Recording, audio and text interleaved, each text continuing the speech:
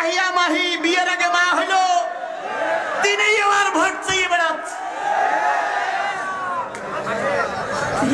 জাতীয় সংসদটা কলঙ্কিত করা হচ্ছে, কলঙ্কিত করা হচ্ছে। আর এই কথা বললেই অনেকের গায়ে লাগে। তাহলে এই হলো আমাদের অবস্থা। সম্মানিত লোকের সম্মান থাকবে না কিয়ামতের আলামত। কথা বলেন ঠিক না ঠিক? অপমানিত লোকেরা, সমাজের খারাপ লোকেরা চেয়ারে বসবে, আর ভালো লোকগুলো অপমানিত হবে। মাহিয়া মাহি বিয়ের আগে মা হলো, তিনি আবার ভোট চেয়ে বেড়াচ্ছে। বগুড়ার হিরো আলম বসে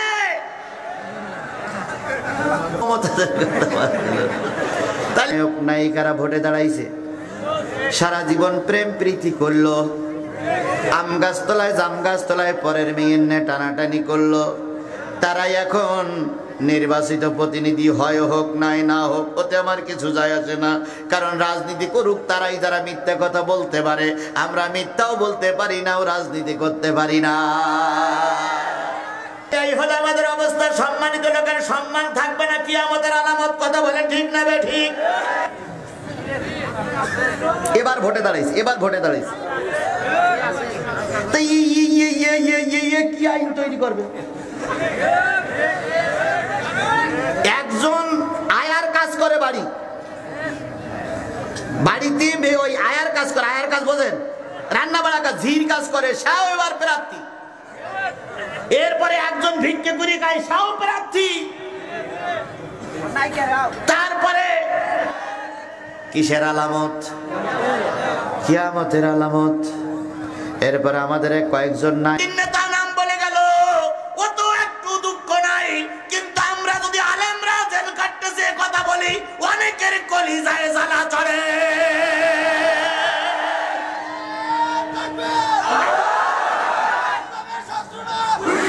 কিন্তু ওনারা ঘন্টার পরে ঘন্টা অনেক কিছু বলতে পারে, আমরা একটাও কথা বলতে পারি না।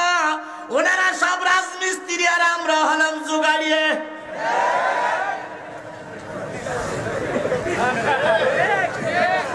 আমরা এদেশের বৈধ নাগরিক নয়, আমরা হলাম নয়দা। কি বলেন?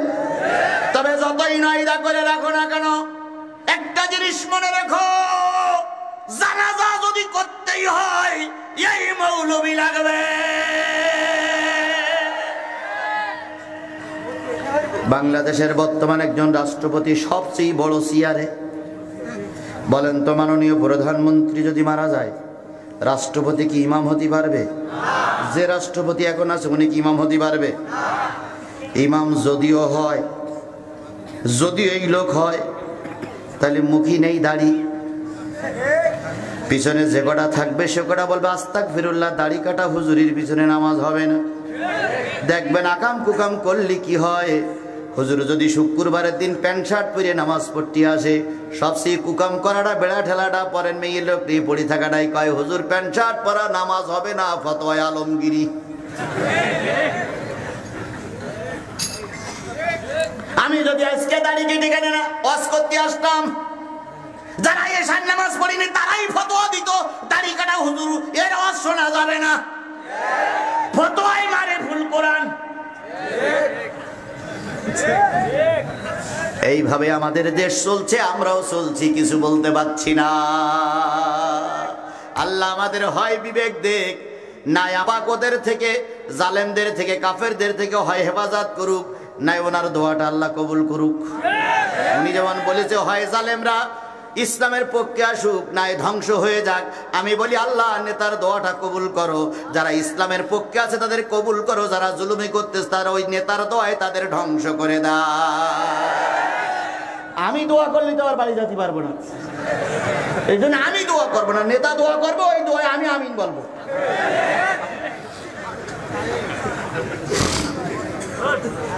যে অবস্থা এখন চলছে, অনেক ইমাম সাহেবরা বাংলায় খুতবা দিতে পারছে না। শহরগুলোয় দেখে দেখেন অনেক ইমাম সাহেবরা আসে জুমার দিন শুধুমাত্র আরবি খুতবা দিয়ে নামাজ পড়ে, বাংলায় মোনাজাত করাও নিষেধ। বাংলায় মোনাজাত করলে ইমামের চাকরি থাকে না। এই অবস্থা যদি চলতে থাকে কিছুদিন পরে হয়তো আজান হবে, কিন্তু মসজিদে জামাত হবে না।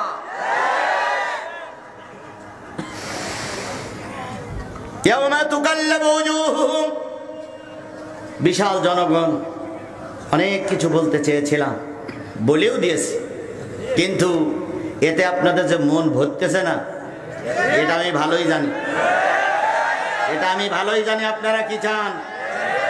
আমি একবার অন্ধ না, কানা না, বোবা না, আমি সিরাজগঞ্জের মানুষের হাড়ে হাড়ে চিনি। এই লোকগুলো শীত কষ্ট করে এই যুবকেরা বসে আছে, কি জানতে চায়, কি শুনতে চায়, এটা আমি সব জানি।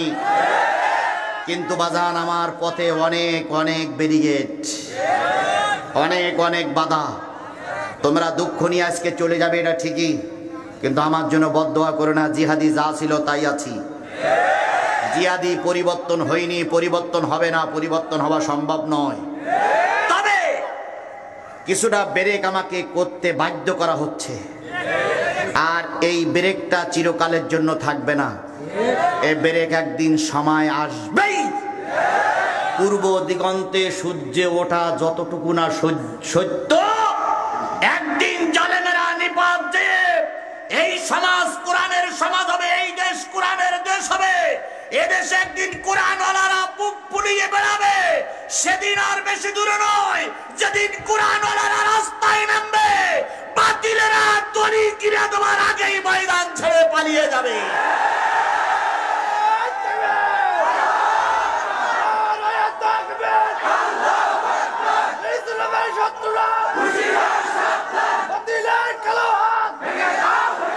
বন্ধুরা, আমি তোমাদের কাছে দোয়া চাই, আপনাদের কাছে দোয়া চাই, আপনাদের জন্য দোয়া করি। আজকে এ পর্যন্তই, দুঃখ নিয়েন না, কষ্ট। আমি বলি আমাকে বলতে দেন, আমাকে বলতে দেন। আপনারা নিশ্চয়ই আমাকে ভালোবাসেন। সবাই উঠে যাচ্ছিলেন, আমরা দুই হুজুর কথা বলার কারণে আপনারা তো বসেছেন।